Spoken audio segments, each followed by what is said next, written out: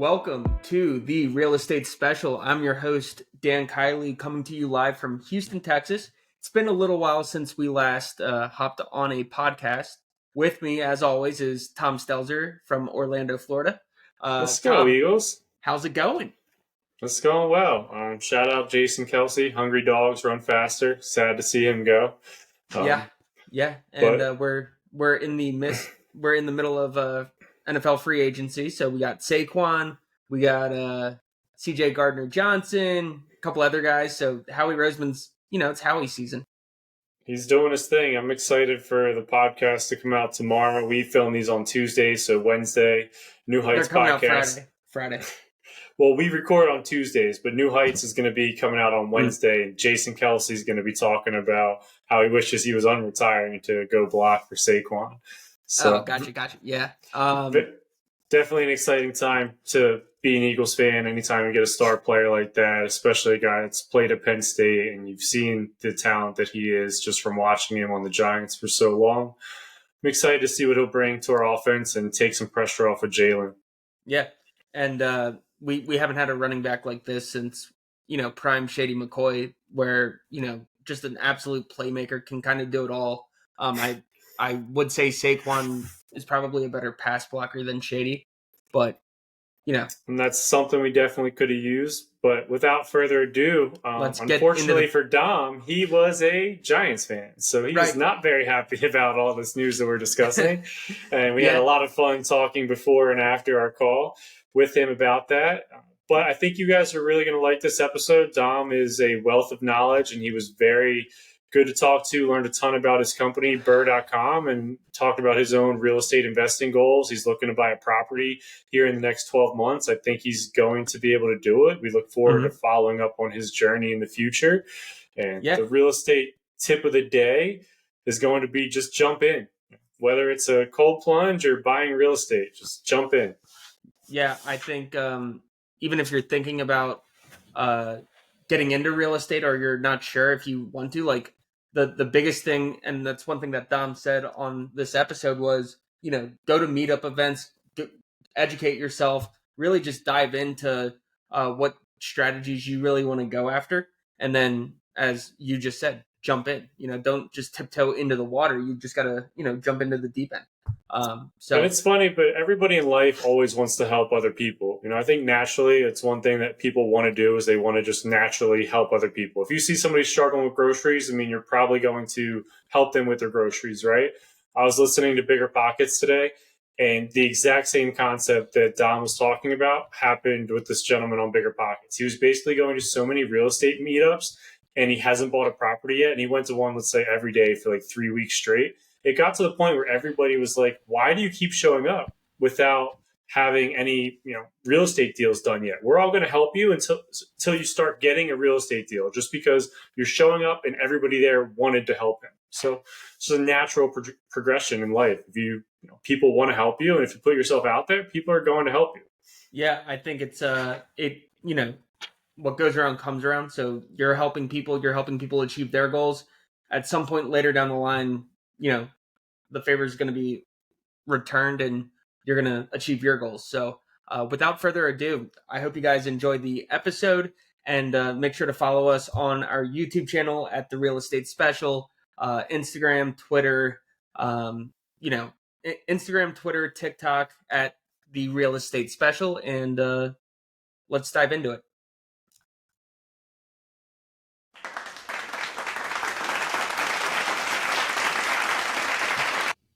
Welcome back to another episode of the Real Estate Special. We have myself, Dan Kiley, coming to you live from Houston. Alongside me is Tom Stelzer, and then we have a very special guest, Dom Pizzi. So, Tom, how's everything going?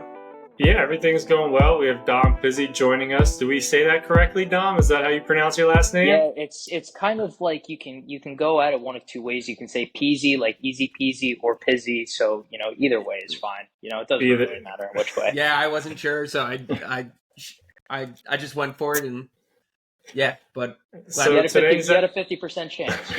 You were good. today's episode's all about building relationships. Dom was actually one of my second group of tenants, I believe, that was in my first rental property. And to be honest, we didn't talk too much other than just kind of the typical, landlord to tenant relationship. Hopefully he thinks I did a half decent job.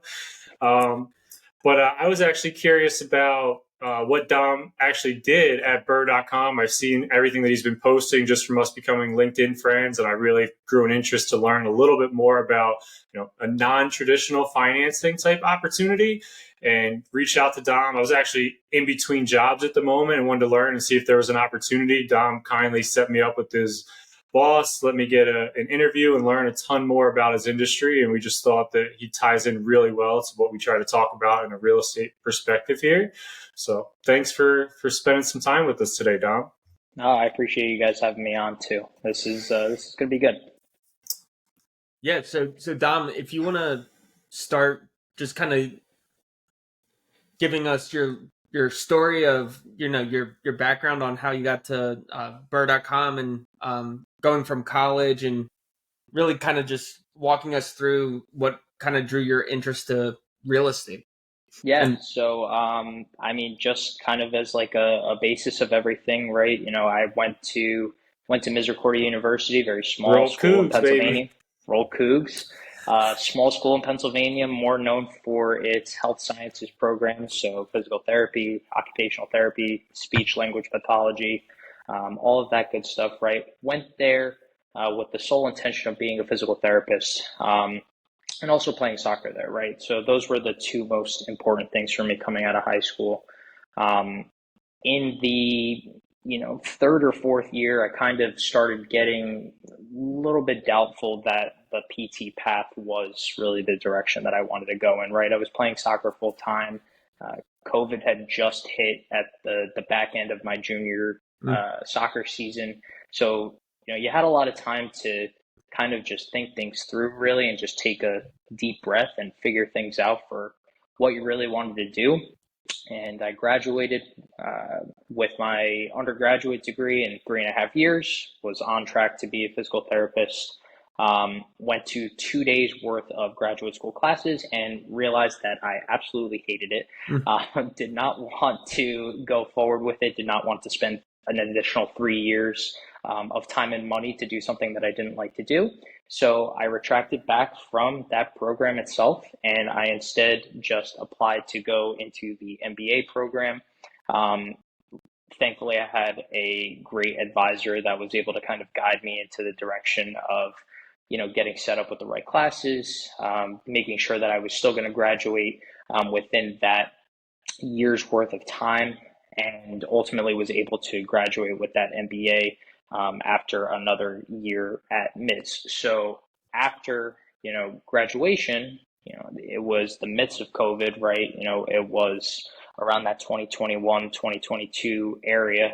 And I was applying for jobs, could not find anything, and it's one thing that they don't really teach you much in school when you're going to apply for these things. You need to have 3 years of experience in the area of study that you're looking to get, or you need to start with an internship that's unpaid. We have bills that we have to pay, of course, right? Like we can't take anything that's unpaid at 21, 22 years old. It just Right. it just doesn't work. So I was, working restaurant jobs. I was just, bartending and serving and doing what I could do in order to just make some money, try to put it away to save and to pay off my student debt, the whole 9 yards there. And, kind of just down in my luck, I talked to my father. He's actually in a completely different industry. He's a regional manager for an alcohol distributing company. Had a friend of his 20 some odd years ago when he used to be a personal trainer in the gym. His name is Joel Kraut, who is our managing director or co-managing member of Burr.com. Reached out to Joel to kind of get a feel of, what Burr Loans is, right? What do you do? How can you be successful in investment real estate? real estate was always a passion of mine, finance and real estate itself. Even when I was in college, I always caught myself watching, the CNBC shows, paying attention to the stock market, trying to look for real estate up in the area too, just to see if I can invest in something myself. So I always had a knack for it. This opportunity kind of opened itself up to me having a part in being in this industry, but also doing something that I enjoyed doing. So I think it was a incredibly good fit. Pretty much just told me, come in, try it for 2 weeks, see how you like it. If you can grasp what you need to grasp and understand the content, then let's hit the ground running. And if you don't like it, then no problem, no strings attached, no worries, not going to fault you for it. And now here I am, about a year and a half since starting. I love it. Hours are long, but I love helping people, and that's primary goal number one. And these people trying to get into their financial goals through investment real estate, that's a pretty cool thing to see. So that's Awesome. just I guess the shortened version Yeah, it's of the starter story. it's funny because I can relate to your story. Just going to Miz, the focus was physical therapy and to play football. And by the second semester, I had a C- in biology, and I was like, I can't do the science thing, so I stuck with business. So yeah, no, I thought it was funny because that was kind of like the same path. And then the other thing, like during COVID, the only thing that we could actually watch was the stock market because all of the sports were, you know, on hiatus. So it was like, oh, cool, the stock market's down another, 500 points today. And then, you just kept watching it. That was kind of what we did during COVID. But yeah, no, that's a great story to see. Like, hey, 2 weeks, you get the really. It was kind of like a 2 week tryout, and you've been there Yeah, ever since. pretty much, right? So, in that aspect, I think it was a blessing in a disguise that I wasn't able to, find a job in my field. So I went into business with a specialization in healthcare. So I kind of forgot that portion outright. Um, had that idea that, I needed some sort of business backing to eventually maybe open up my own physical therapy practice. Still wanted to stick with it, even after I gave that up, wanted to work in a hospital, do something business related there. It just didn't really work out that way. And that's okay. Yeah, No, I love your story. I think there's a ton to unpack there, and just you're all in on going for PT school. You graduate in the 3.5 year program, or not graduate, but you complete school to an extent to go into the program, and 2 days in realize it's just not for you. And to be able to man up, own up to that, and change complete course of action. Also think there's a huge shout out to Misericordia. I know a lot of times a small school doesn't get maybe the reputation that it should, but a small school is always going to give you that little bit of extra guidance that you yeah, need. Misericordia helped me with that tremendously too. I was actually my junior year looking to take a job. My buddy Dave and I were going to work at a pool company. He hit me up. He had this great opportunity to go work at a pool company over the summer. And there was potentially a chance we'd have an opportunity to buy the company after working there for a couple years. I thought this was great. I went to tell an advisor at Miz that story, that's what I was going to do. And they said, I think you should take this internship at Frontier and maybe live up here, and you can work out 24/7 at the school, get ready for your senior season of football. And the internship's really going to help you get a job out of college. And I sat back and thought about it, ended up taking the internship at Frontier, worked there the whole summer and got to work out, lift weights for football the whole season with a couple of guys that stayed up there, and try to start a little bit of a tradition of guys staying up there in the off seasons and working out and trying to get, as big and fast and strong as you possibly could for the season. And that was a huge thing, a huge change in my life that I probably wouldn't have came to that decision without, a small school like Misericordia and a good counselor kind of guiding me through that. well, Tom, to your point, I mean, where are you right now compared to taking that internship at Frontier? What do you do day to day now? I'm at Comcast. Right. So literally working at Frontier is how I got my job at Comcast. A Comcast recruiter reached out to me, and it became a great transition. I always wanted to work for Comcast in a sense. I loved them growing up. Xfinity, and we're Eagles fans. Sorry about that, Dom. I Go know it's a Birds. low blow. He's That's a tough. respectful Giants fan that's a little bit upset about his favorite player that might not be there anymore. Are you One talking who shall about not be named. Danny Jones or what? He'll be gone too. Don't worry about it. But so taking that internship, that one conversation has gotten me now an 8-year career with Comcast Business, where I've been able to thrive and excel and take a lot of that money that I've made with this company and invest it back into real estate. So couldn't be more thankful to go to Miz and have a similar transition to Dom. So Dom, from your story and being able to pivot from physical therapy to finance and then real estate and being at Burr.com, talk to me from what's your day-to-day look like and who's your target market when you're trying to help, real estate investors? Are you looking for people like us? Are you looking for like older crowd, younger crowd? Yeah, that's a good question. I think there's a bunch of different ways that people kind of go about something like this, right? So there are 18-year-olds that come to me and say, "Hey, I want to jump into real estate. I don't have any kind of college experience, but I want to be a real estate investor. I want to do flipping. I want to do this, that, and the other thing, right?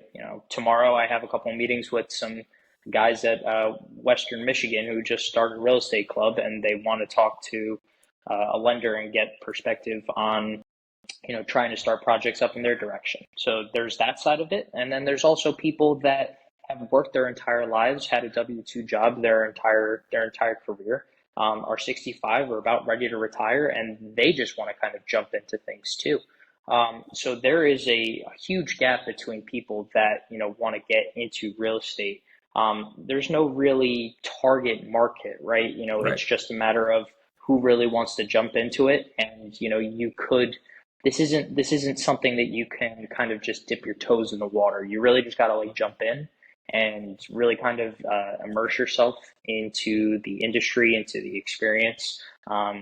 That's kind of more important than the people that kind of just dabble into it, right? There's a lot of people that do that too. Gotcha. Yeah. Do you have more success with people that are flipping houses or doing the Burr strategy, or buy and hold, and any? Yeah, so I can kind of outline all of that too. Yeah. So, kind of just to go back a little bit to your first question too. So my day to day is a lot of um, phone calls to potential investors, right? We have a lead generation system where we have people that kind of either phone in or email or text message us through our website and just kind of give us this inkling of, hey, I'm interested in this specific property, or I'm looking for general information. What can you guys do to help me in order to achieve what I want to achieve? So a lot of it is cold calls.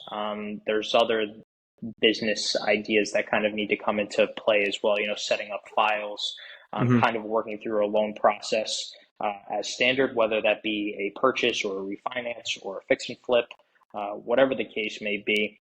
There's a lot of normal day-to-day stuff where, a lot of email correspondence, I will say that.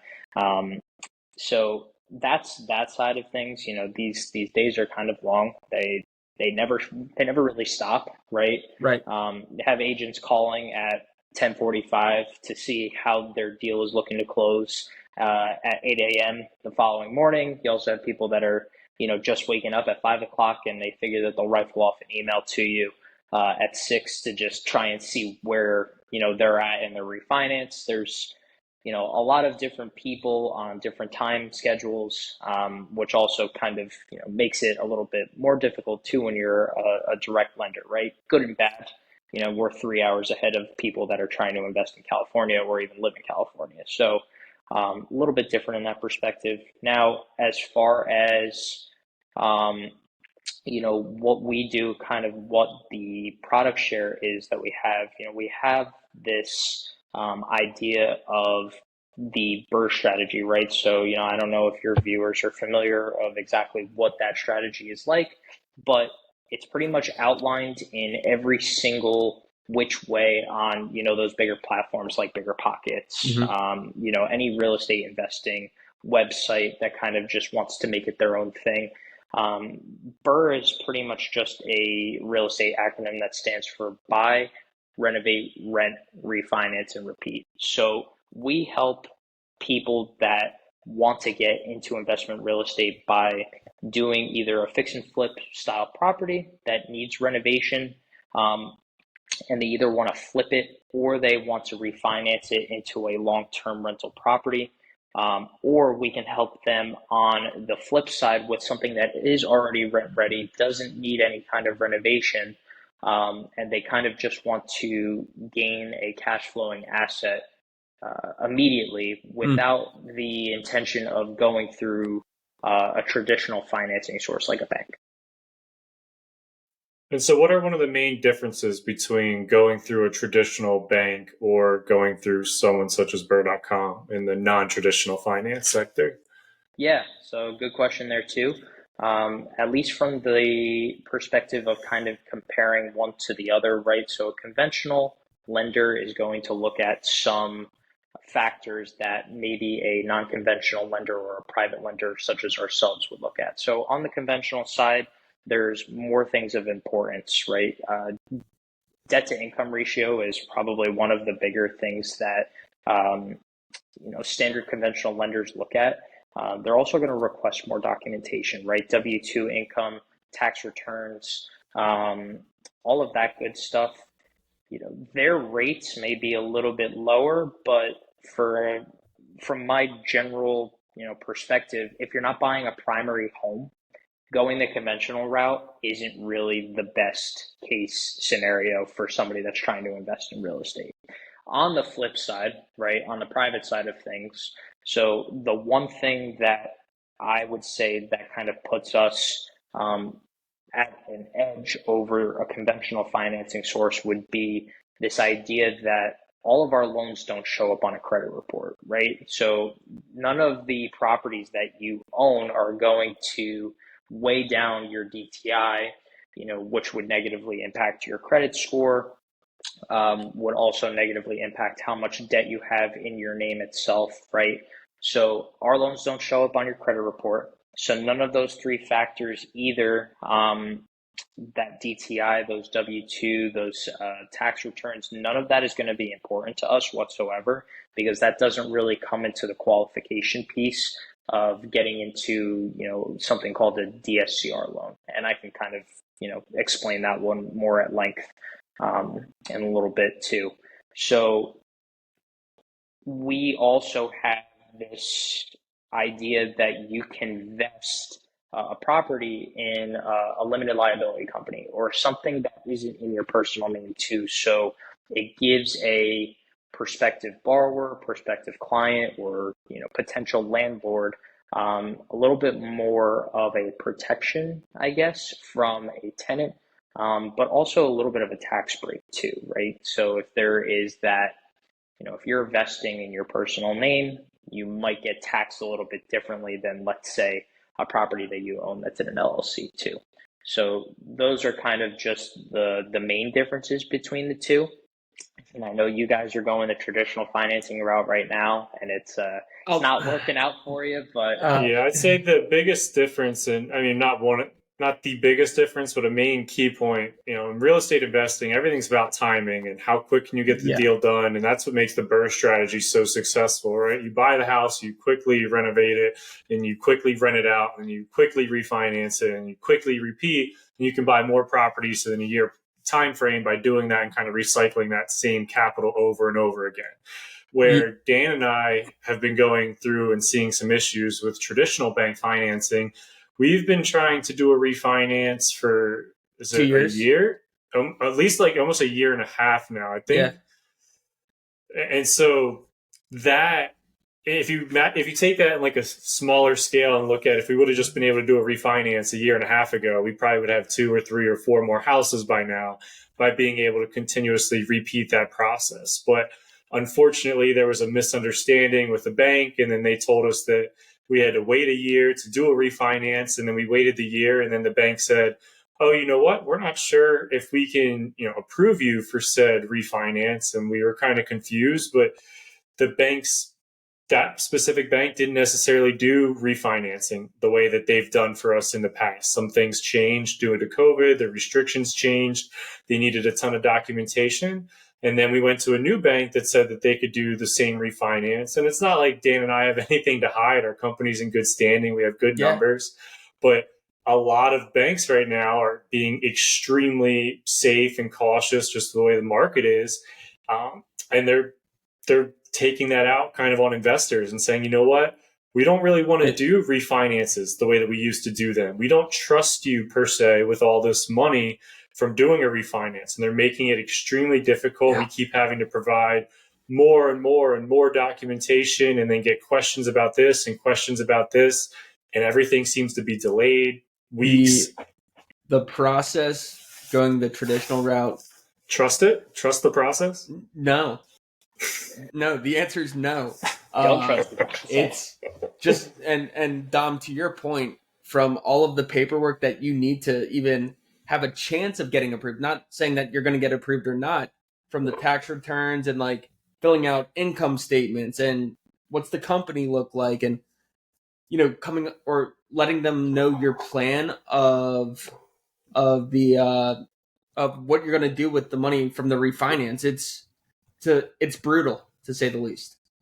So what's the typical turnaround time if somebody were to go the non-traditional route to get lending and get approved by, say, Burr.com or burrloans.com?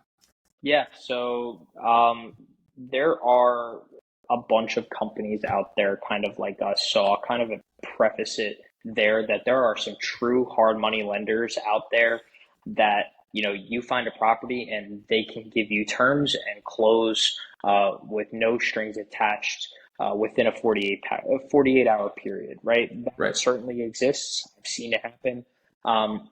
It's not something that we do, right? Typical turn time for us on any of the loans that we do, whether that be a fix and flip loan, whether that be a DSCR style purchase or refinance, they take about 21 to 24 days to close. The only time killers, I guess, that kind of go into that would be getting an appraisal ordered, running title and getting a clear title commitment back from the title company of the borrower's choosing, and then any kind of insurance docs as well. Good news about us is that, once we give you a term sheet, we're pretty much going to give you the list of everything that we need right from the jump. So there's not any surprises, and it's not a very long list, right? It's anything entity related, a couple months worth of bank statements just to verify that you can actually purchase the property, right? The title company that you want to work with, the insurance company that you want to work with, and that's really it. Maybe ID, but it's quick. It's not designed to take any longer than, let's say a month. Whereas, traditional financing might take 45 days to maybe 60 days in order or 2 years. Or 2 years. And I mean, this is what Burr.com does. You do investment real estate financing, and that makes it very simple for investors to come to you. You have these products. This is what you specialize in. Where a commercial bank, commercial lenders, they specialize, their underwriting department. At the end of the day, their lenders can say whatever they want. It's going to go to their underwriting department, and the underwriting department is looking at a ton of different deals, not strictly investment real estate. They're looking at business owners and just things that make financial sense for the banks. And so kind of having an underwriter that has to judge a lot of different factors compared to Burr.com, that's strictly an investment real estate financing. This is what you do. This is your bread and butter. This is what your company knows, and everybody in that company is speaking the same language. So could you speak to, because we're trying to pitch, I was actually talking to this older gentleman. I was at a golf tournament a couple of weeks ago, and he told me, unfortunately, I believe his father died or one of his friend's fathers passed away. And they were looking through all the finances and things, to see his estate and kind of deal with that. And they said that it became extremely upsetting once they realized that he never bought a home, he never owned anything. And I don't know how old he was when he passed away. The moral of the story was they were going through and he didn't have too much of an estate, not too much money saved up to really pass down to his family. But he always made decent money, and they started going through the paper trail of where all of his money went. And I think he was paying roughly like $2,000 a month, or maybe $1,000, and it eventually got up to $2,000. They lived in a decent place. And just think about multiplying the $1,000 mortgage or $1,000 rent payment for 30 years, or then adding another 20 years at $2,000 because this guy rented his entire life.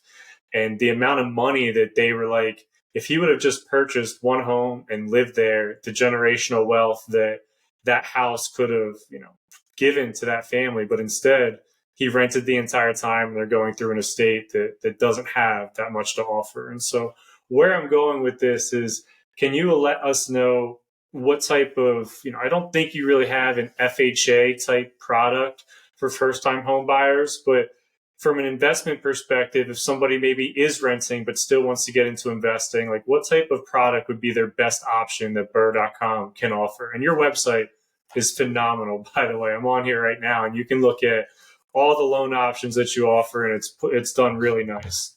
Thank you. So shout out to the gentleman that really helped us out there. We're going through a rebrand right now as well, so you might see it look a little different within the next month or so.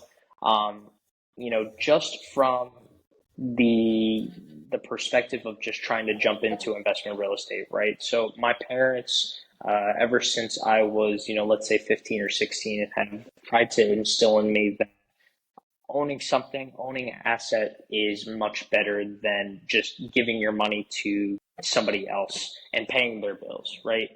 But there's also this other perspective of it. Mrs. Pizzi, let's go. Yeah, so there's another perspective of it, though, that the person that is, essentially giving you that place to stay, though, is also making money in the transaction as well, right? So in the consensus of trying to get into investment real estate, if somebody's renting, right, good luck for one.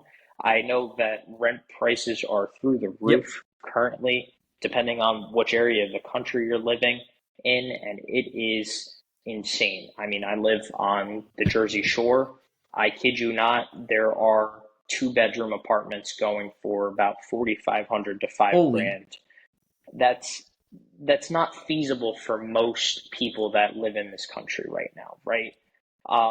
What I would say is, at least for the perspective of trying to get into this investment real estate, for somebody that's going to try and jump into it, try to exhaust your options from a conventional standpoint first. So do use those FHA possibilities. Now, there are some risks that kind of come with something like that as well, too, right? You put the 3.5% or 5% down in order to qualify for the FHA loan, but there are some income things that you need to make sure that you don't hit. There's also PMI that you also are going to have to pay until you have at least 20% equity in your property. So there are other things that kind of have to come into play if you're going into an FHA loan, right? So that's a little bit more on the conventional side of things. Now, it's something that I probably will be exhausting at some point in order to acquire my first property. So I'm only 24, I'll be 25 in a couple of months. Definitely want to move out of my house, don't want to be there forever. Want to jump into investment real estate and use the tactic of buying a rental property that I can live on one side and rent out the other, or, if it's a quadplex, live in one of the units for a year, rent out the other 3, and kind of generate that cash flow. Dan, are you taking notes? That's exactly what I'm doing. I'm taking notes on my phone. And as Dom is going through this, I just wanted to see what the multifamily situation looked like in and around Houston, and I found a property for $300,000 multifamily. But anyway, continue. Yeah, that's kind of a steal too for Houston. So that's pretty darn good. Yeah, one Yeah, day I want to just do a deep dive into the real estate market in Houston with Dan and look at multifamilies and then line I'm up all like for it. 15 houses for him to go through and then just say, pick one of these and buy it, Dan, because we got I'm to get in. I'm all for it. I have the cash saved up. It's just a matter of finding the right one and making sure that it'll be easy to find people to rent to. Where it's not all the way out in the boonies of I don't know, Conroe, I Texas, mean, which is but like an with hour rent away being from Houston. with rent, well, I'm not saying you got to go an hour away, but with rent Right. being as expensive as Don was just explaining, even if you are a couple minutes outside the big cities, I mean, Right. people are going to start looking there to save a couple dollars in rent. Yeah. And I think you're right. You're on the right track, Don. I mean, if I could dream up a perfect scenario, living at home, paying off student loans, and then looking for a multifamily unit that you can live in and, house hack. My brother-in-law and I talk and joke about this all the time. Every time we see somebody driving a nice car that looks wealthy, we kind of say, oh, you think they bought a quadplex, lived in one side, rented out the other units, and then moved out after a year, repeated that process? Because if you do that, you can not only eliminate kind of that housing cost or the rent costs, other people are paying your mortgage, and you can keep growing from there. And it's one of the smartest things that you can do is, to your parents' point, get an asset, own that asset, and then let other people pay off that asset is just one of the more beautiful pieces of real estate. And I will, I guess, just piggyback off of something like that too. So, in theory, right, it's a perfect idea. It's just the execution of said theory is what is turning into the harder part of things, right? So, I live in an area of New Jersey where house prices are, they probably average at the low end maybe 385, and at the high end it's probably like 5 or 600,000. That's a tough ask for somebody that is maybe a single provider is only making X amount of dollars every year, and they're not going to be able to, you know, throw all of the money that they saved into just one of these properties, right? So you have to really try and identify the markets that are going to be able to allow you to, actually generate that cash flow, while also not having to spend an arm and a leg on being able to acquire a multifamily property, maybe those 2 to 4 units. Um, Dan, so I don't know if you've given this much thought, and this is something I've said to Dan as well, because I understand that the multifamily property thing it's a pipe dream, right? It's not as It easy. It's easier to say than it is to accomplish, and to find a duplex that, you can live in, or I'll joke that you both, don't have significant others that are going to weigh in kind of on your decision. But that's something that I now have, and my brother-in-law had too. And I used to try and get him to move into all these duplexes, and we would both say, "Well, you know what? Danielle's not going to like that duplex. You're going to have no luck getting your right. significant other to move in there." And sometimes, even for you, it might be a place that you said, "Hey, I found a duplex, but I'm not going to live there either." They're not always in the prettiest places. What I've found to be somewhat successful, and this is actually what I did. I'm not sure if you know this or not, Dom, but at 267 Overbrook, when I first purchased it, I actually lived there.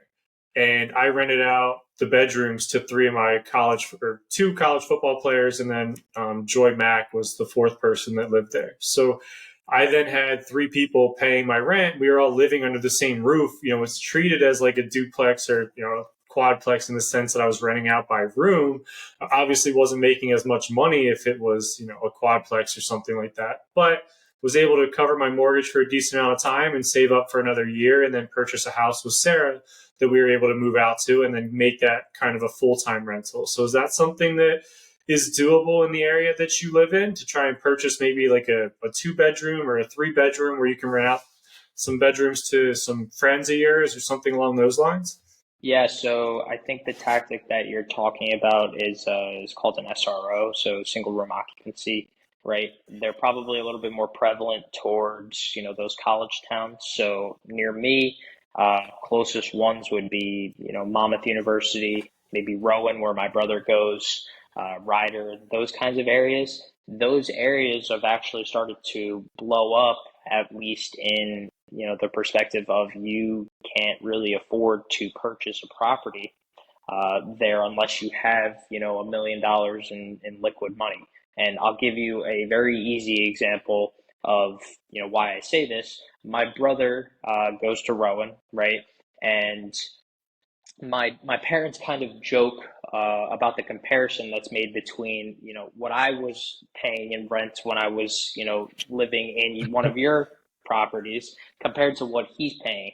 So he's paying like three Let's times as backdate some much. things, okay? Let's Yeah. can we get reimbursements for the landlord, please? The house was actually in pretty good shape too, so like nothing really to worry about. The only thing that really was terrible was shoveling out that driveway every time it snowed, and I feel like it snowed like every other Snowed day every there. day. So It's not snowed very much since then. I think after you were there, I think you referred some girls to live there for a little bit, and the neighbor actually started shoveling the driveway for the girls. So I don't know why he didn't like well, you, but I tried to get the guy across the street with the tractor to just come across and just plow it, but he was he wasn't really interested in helping us out there either. But whatever, we got a nice little workout of just shoveling all that snow. But whatever, that's besides the point. Um, the difference of, let's say, my brother living in a house with 8 different people at his college, right? So his landlord is a 77-year-old lady who's owned the property for 40 years and started renting it out so he's in a fraternity, started renting it out to the fraternity for the last 20 years.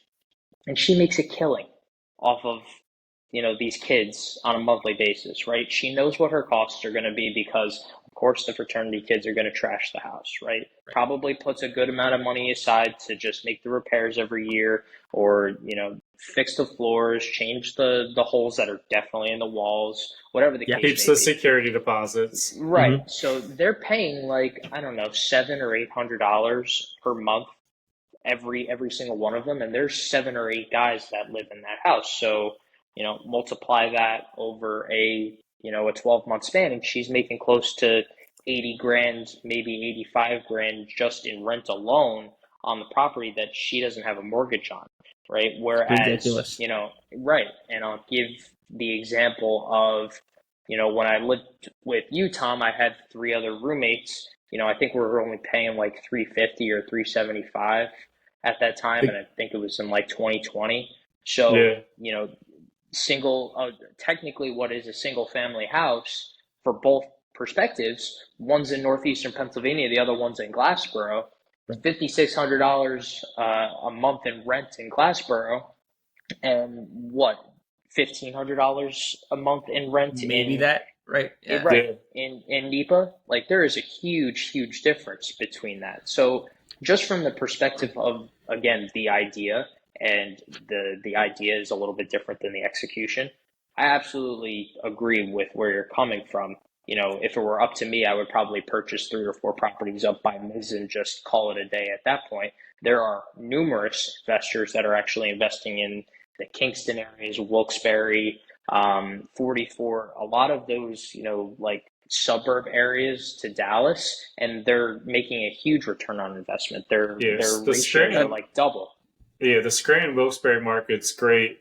We've been obviously dealing with the banks trying to get some money, but when we do get money eventually, there's a ton of 2025. multifamily opportunities that we're looking to learn more about, because I've been doing a ton of research and talk about the Burr method. You can really almost do Burrs on steroids, and I'm sure this is maybe something that larger investors may talk to you about too. But doing like say a 4-unit or a 5-unit property and completely renovating it, refinancing it then, and saying, well, if this property was getting $500 a bedroom, now we're at $700 a bedroom. So you increase rent by what, 12 or $1,300, and then you take it to the bank and say, well, now I'm making an extra, $1,500 a month, and the property goes from being worth $400,000 to $600,000, and you can pull out that equity just because it's an income producing asset at that point, and that's how you're going to look at it. So, and it really depends on the area too, right? So my prime example is a deal that I previously completed in the past with a gentleman in Chester, Pennsylvania, right? Purchased property for 225. He put about $40,000 to $45,000 worth of work into it, and now it's worth, upwards to 500,000.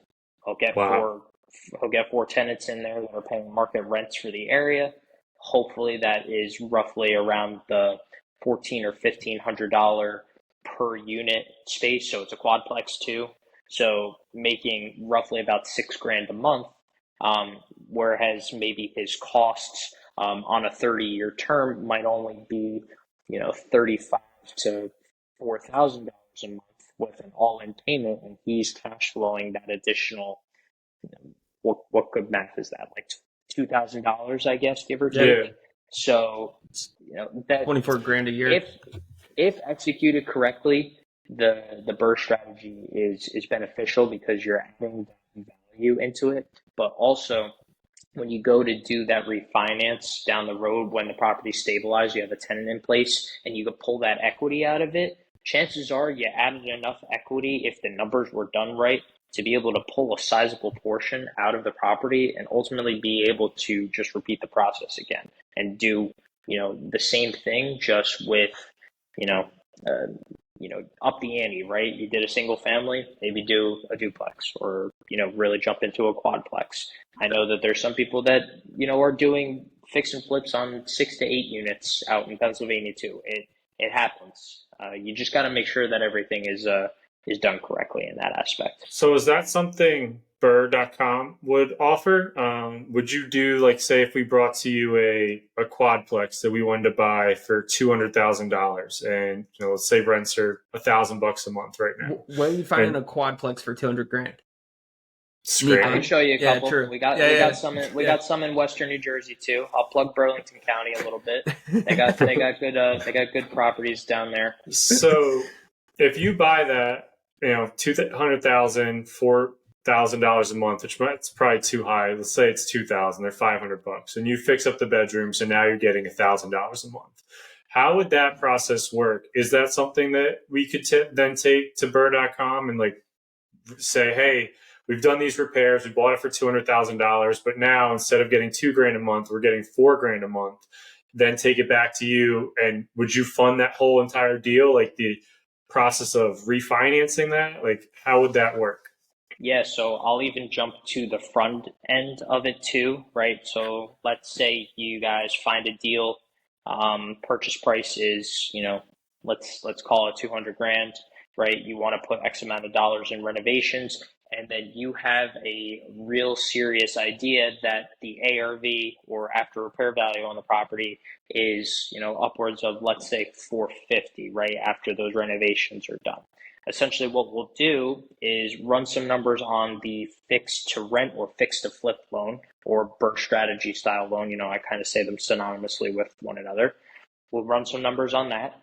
Once that loan closes, essentially you have 12 months to be able to make those renovations, right? A lot of people get them done very quickly in maybe months 3 to 6, or kind of just even jump in and do a quick kind of cosmetic repair. They might even get it done in a month, 2 months, whatever the case may be. Fine, no problem. We give you those rehab dollars to be able to spend on trying to do a value add scenario. You complete all of the renovations, and basically you're kind of just outlining the work that is being done, right? So whether it be you or a contractor, you're pretty much saying, hey, I'm redoing the countertops in the kitchen. I'm replacing all of the sheetrock throughout the entire property. I'm, power washing the deck, et cetera, et cetera, et cetera. You're outlining all of the work that's being done to the property. Once that work is done, and you finally get some tenants in there, right? So hopefully the jump in rents is going to help with that overall cash flow. Then essentially we can come in after the fact, once all of those units are leased up, and we can help you with the refinance. Now, with us, we can do the fix and flip style loan and the refinance loan with no seasoning period. So a lot of traditional banks would say, hey, you did a renovation, you need to wait 6 months to a year in order to refinance. If you did the loan with us, if you did the rehab loan with us from the jump, and you come to us and do the refinance with us, then we can do it as soon as you're done and as soon as the property is rented. Now, on the flip side, if you found better terms elsewhere, and I will tell you, there are lenders out there that can provide much better than us on the fix and flip. Not afraid to say it, totally okay. If you find a lender out there that is able to help you with the fix and flip style loan, fantastic. We just need at least 3 months in order to refinance instead. We're going to go off the lower of two things though. So we're going to go off the lower of cost basis, so purchase price plus any proven renovations, or the maximum that a borrower could qualify for based off of that DSCR ratio, their credit score, all that good stuff. So we can do that. We can close on day 91 of home ownership. So let's say we purchased the property on Jan 1. You got a fix and flip loan that lasted, you got the renovations done in 2 months and you got all of the properties leased up with long-term tenants on 12-month lease agreements. We can come in on the refinance and start the refinance process and close on day 91 off of the lower of those two things. There's other lenders out there that, again, have to wait that 6-month period. Or even the year if you're going on the traditional side of things with a bank or conventional lender. But the incentive is to hopefully use us for the renovation style loan first so that you can pretty much just jump into it as soon as the property is stabilized. So at least give some people some options there. On your website, it says up to 90% of the purchase. So does that mean it would only be 10% down from an investment perspective? Yep. Am I reading that correct? Yep, so you're reading that right. I will just make a little bit of a note that it is for like most experienced borrowers, right? For a first-time borrower, I would say it would be somewhere in the realm of between 20 and 25% as a down payment. Don't really want a renovation to be too crazy. Just kind of want it to be in the aspect of it's cosmetic. We're just, making some updates, trying to add some value anywhere that we can. Nothing that's going to be too undertaking. Like we're not ripping a property down to its studs and kind of just rebuilding it like HGTV. That's not real life. Yeah. So that 90% loan to cost that you're seeing on the website for somebody that has done at least 10 flips over a 3-year span. So that's how far we look back. We can get up to that. We can get up to that portion. So maybe you can qualify for like 85%, Dan. You've done like 6 flips. Right. Yeah. So from a refinance, do you guys potentially do portfolio refinances? Like say if we do a full, hey, here's TDJ Investments full portfolio. Can you get us a refinance quicker than a year and a half? Because I'm at my wit's end with the traditional. Completely understand that. I know you guys have been really having some problems. So we had that seasoning period of a year. That's what really killed us. And then the bank kept us going for about 4 or 5 months saying they could help us and then said they couldn't help us. And then we've gone to said different bank and we've been there for 2 months. So that's really what's, and that's what I'm trying to say from a Burr.com. I think your biggest, the biggest thing for any investor is just the time aspect. The way that you can get the original loan, we could have done our fix and flip loan through you and then just gotten the secondary loan from you. We would have gotten all of our money back out and been able to repeat and continue to repeat instead of waiting a year and a half. I know you talk about your rates might be a little bit higher, but if you're going to talk about going from a 6% to 7 or an 8 or 9% rate, yeah, that's a huge percentage jump in certain scenarios. But at the same time, how much more money, would TDJ in this example have made if we would have just refinanced a year and a half ago? Properties were still so much less expensive in 2022 when we tried to do this refinance or started it, that we would have had 3-4 more properties that would have then gone up. I think the market went up almost like 6, 7, 8% alone, just housing prices. So that's where, again, having a lender that can get you quick, easy access to loans is going to give you a lot of success. And I do also kind of just want to point out too that the point of emphasis, or at least the top 3 questions, I think number 1 most of the time is, what are your interest rates, right? Yeah. I think I've been, kind of trained to not think of it so much as it's as important as people say that it is, right? From the difference of it being a conventional loan or a private loan, we're probably about 75 basis points to maybe 100 basis points higher than what conventional loans would be, right? There are chances though where we could essentially get to the same rate, maybe with a buy down or something along those lines. But try to tell at least investors that the interest rate is not the most important thing. You could be sitting around for a year, maybe 2 years, waiting for interest rates to drop. But all of a sudden, you're going to see this influx of people that are going to jump right into these properties that have been kind of sitting around for a little while. And they're saying, okay, well, now it's at 5% and it was on the market for 150,000. Now I can buy it at 100, or I can buy it at 175, and I can overpay a little bit and I'll still get it at that 5% rate. If you purchase the property at, let's say 7.5% rate and $150,000 purchase price, now there's no telling you that you can't go down the line and just get a lower interest rate when they get lower. You still own the asset. And as long as your numbers work now, chances are they're going to work a hell of a lot better later. You might as well just make the jump currently and not really focus so much of your time and your energy on what that interest rate is going to look like. That's temporary. It's more of like a date the rate and marry the property kind of scenario. Yeah. I like that perspective just because, like, listening to Bigger Pockets and, they have different real estate experts to talk about where do they see interest rates in 6 months, a year and a half from now. And, they talk about how people that are just sitting on the sideline waiting to buy, they're waiting for the interest rates to drop. And as soon as those rates drop, the market's going to just be that more competitive, right? Prices are going to go up because people still, I was talking to a buddy today that struggling to buy a house in New Jersey, and it's because you put an offer in and, this person put $50K over list price. Like, it's still ridiculous. Yeah.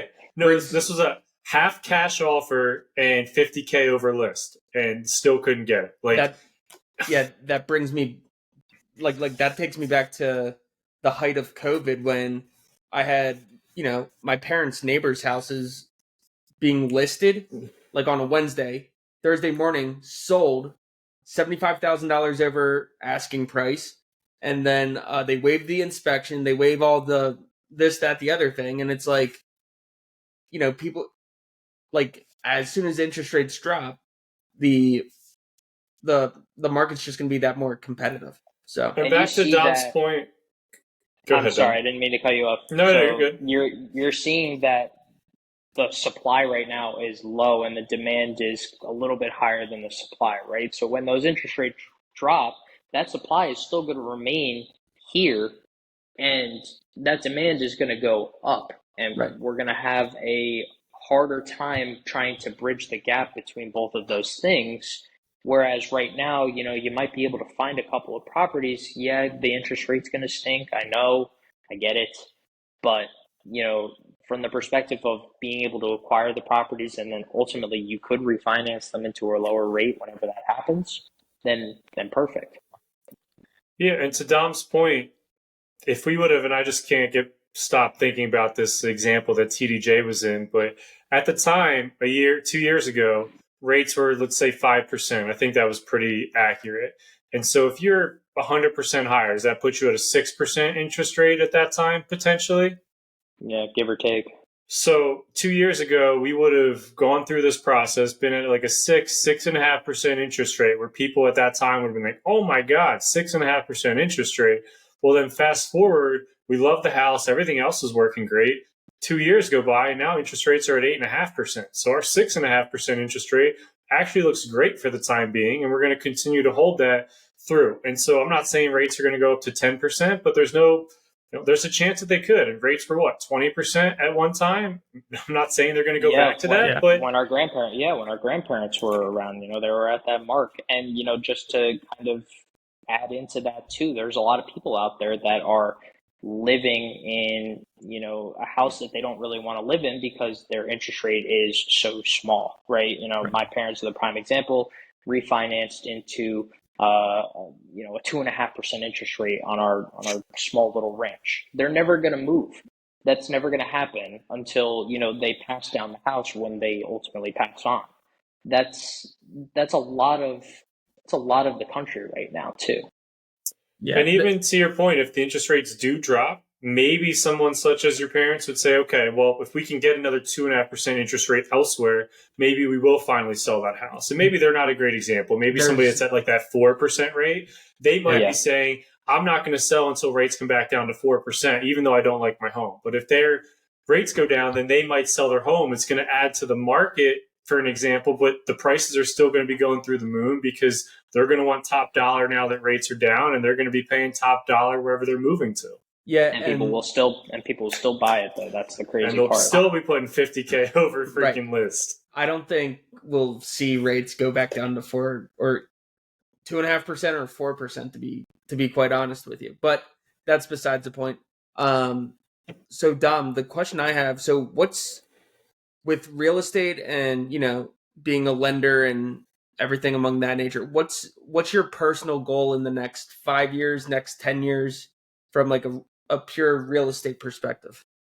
Yeah, so a lot of my real estate goals were, kind of intertwined with my financial goals as a whole, right? So, um, wanted to be able to pull the Dave Ramsey strategy and just like wipe out all my debt, right? There is one side of that coin where, want to get rid of everything that you have that's kind of weighing you down. I've managed to wipe out roughly 95% of my student loans in that time frame. I'm probably in the home stretch. Thank you. Thank you. Let's Um, go. Nice. I was very, very close to getting them paid off. Only issue is that, I had a car that was driving very well, was older, was kind of a little bit of a beater, and then all of a sudden it kind of just like went out on me, right? So now I have to go get a car. And then that kind of just snowballs of the effect of, now the student loans kind of get put on the back burner a little bit. Now I have a car loan I have to pay for. So the real estate idea was kind of intertwined with my financial goals and the aspect that I was going to pay off all my debt and then just really just save, save, save, save, save. But that's probably not the greatest strategy in the world, right? You got to find a good, healthy balance of being able to budget. A lot of people say it's like the 70% of needs and then, whatever it is, the 20% of wants, and then the 10% kind of just gets put away, whatever the case is, right? My overall goal, at least from the perspective of my real estate stuff, is to be able to get into um, my own property, so primary residence within the next um, 12 months, right? So want to get that at least jumped in. My perfect real estate world would be to find a multifamily that I can live in one of those units and be able to rent out the other ones, right?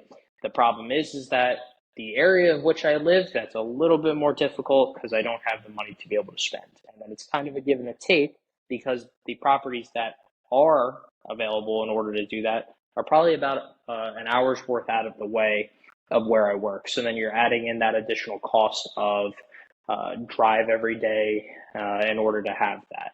Now, not to say that I don't just jump into, maybe a smaller property as the first one. There are plenty of, let's say $75 to $80,000 properties, all over the country that you can kind of just jump in and cash flow immediately, right? So I can plug all of those areas right now for you too. So have them in New Jersey, but they're in the western part of the state. You see them all down the belt. So the Ohio's, the Indiana's, the Illinois of the world. Detroit, Michigan is blowing back up.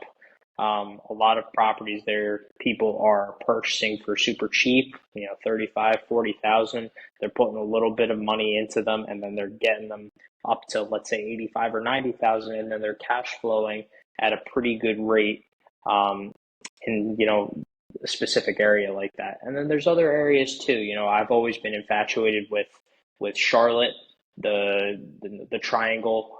The real estate down there is a little bit on the cheaper side. Um, as opposed to up here. So, I'm just for shits and giggles, my girlfriend and I were just taking a look at properties down there, and the price of a property, the same house, mind you, the same house between here and in Charlotte is $200,000 to $300,000 more here in New Jersey than it is down there. So And Charlotte it's doesn't smell like an armpit, right? right, exactly. That part. So it's all about location. Location's important. Um, Definitely want to get into my own real estate investing. I definitely want to have 2 to 3 under my belt by the time I'm 30. So I got 5 years to be able to make that work. I think that's a very shootable goal and very attainable goal. And I think at least with my company itself, I think that is certainly a benefit. It's definitely something that I see people do. I helped a client of mine get their fourth within the last 12 months, all Wow. purchased the same way. Duplexes, triplexes, and quadplexes, all in the same area of New Jersey. So they really just kind of delve into, that side of things. So it's about location. I definitely want to get those 3 done, um, within the next 5 years. And not only does my company do it too, but there are so many other avenues that you can also kind of jump into, that can help you in the facet of, building business credit, being able to find creative financing ways. There's a lot out there. You just got to do a little bit of research. Awesome. Awesome. Stealth, go ahead. Did you have something? No, I'm just saying that we're going to hold Dom to these goals. I think they're very attainable. He's been a go-getter, especially respecting somebody that's working through college, working odd jobs right out of college, doing whatever you can to make a couple bucks, tackling a brand new career at a 2-week trial and turning it into a successful career. I think the sky's the limit for you. You're paying off your student loans. You got 5% of them left. How to get a car. You can say unfortunate or fortunate at the same time, because I know it's not supposed to get a car payment and have a car, but at the same time, having a nice car is a really great feeling. So I see both sides of the coin there. But my point is, Dom is he's a go-getter, and what he puts his mind to, he seems to achieve it. And I got no doubt that he's going to get a property here within the next year and then keep saving up from there. He's only going to have the car payment. He's not going to have a ton of other debt. Keep saving that money. It'll be very simple and easy. And he already knows how the burst strategy works. So Yeah. I think once he gets his first property and he does the burst strategy, it's going to be easy to get 2, 3, and you might be up to 7 by the time you're 30. I think that you can do it. It's It's a huge hope too. it's once you get that first one, then it snowballs from there. Kind of going back to Dave Ramsey with the whole that snowball. But Dom, last thing that we have here, where can people find you? Yeah. My cell phone number, I can give that to you guys too. Maybe we can plug that in somehow, some way. Sure. Through our website, it's just burr.com, so b4rs.com. Did you have to pay Brandon Turner for that the name or no? No, we had the domain actually available, and we just kind of scooped it up. So that's wild. Brandon Turner is going to be upset about that. He missed the ball on that one. Yeah, so that one's a pretty cool one. It's great. Can go through our website. Can message us through our website as well. All of the contact information is on there too. If you want to, ring into the office, you can just ask for me. Email, cell phone, LinkedIn, social media, whatever the case may be. I got it all. Very easy to find, although that's probably not a good thing. But yeah, it's good when you're in sales and you're trying to give people money. Right. It's good to be very findable. You want people to say, "Oh, I need money." There's Dom. Yeah, but bad when you're trying to, hide anything else, some personal stuff or whatever the case may be. But that's all right. That's we live to fight another day. Absolutely. Yeah. Well, Dom, we appreciate you taking the time to join us here on the real estate special. Last thing that I have is if you could give one tip for somebody that's looking to get into real estate, what's that one tip that you could give them? Jump right in. Don't waste time. Get everything kind of together and organized.